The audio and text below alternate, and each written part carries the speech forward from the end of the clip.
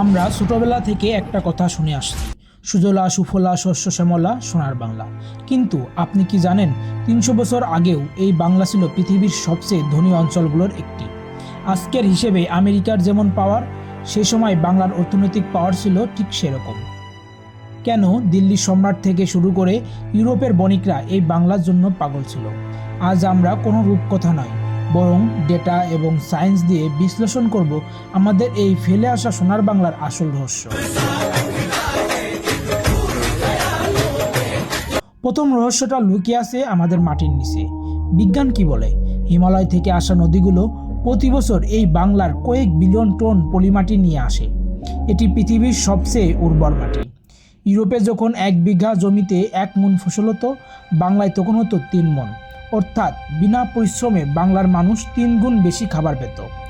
আর যেখানে খাবার বেশি, সেখানে সভ্যতা আর টাকা বেশি থাকে। এই ন্যাচারাল গিফটের কারণেই বাংলা ছিল স্বয়ংসম্পূর্ণ। দ্বিতীয় কারণটি ছিল আমাদের ইন্ডাস্ট্রি। আজ আমরা রেডিমেড গার্মেন্টস নিয়ে গর্ব করি, কিন্তু 400 বছর আগে আমাদের ছিল মসলিন।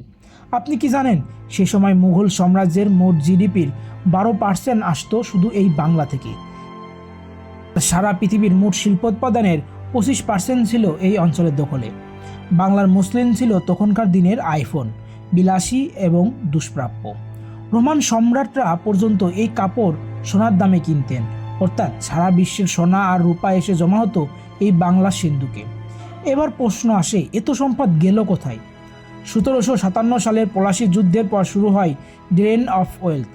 বিখ্যাত অর্থনীতিবিদ অ্যাঙ্গাস মেডিসনের তথ্য মতে 1700 সালে বিশ্ব অর্থনীতিতে ভারতের, যার বড় অংশ ছিল বাংলা, এর অবদান ছিল 24%, যা ব্রিটিশ শাসনের পর নেমে আসে মাত্র 4%-এ। অর্থাৎ বাংলার সম্পদ দিয়েই মূলত ইংল্যান্ডের ইন্ডাস্ট্রিয়াল রেভলিউশন বা শিল্প বিপ্লব হয়েছিল। আমাদের পকেট খালি করে তাদের শহর সাজানো হয়েছিল।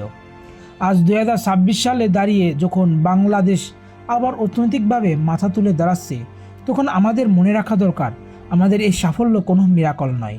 আমাদের মাটি এবং আমাদের পরিশ্রমের জিন সবসময়ই আমাদের ধনী বানিয়েছিল। আমরা কি আবার সেই সোনার বাংলা শিখরে পৌঁছাতে পারবো? আপনার কি মনে হয়, আমাদের হারানো ঐতিহ্য ফিরিয়ে আনতে কোন বিষয়টিতে সবচেয়ে বেশি জোর দেওয়া উচিত? কমেন্টে আপনার মতামত জানান।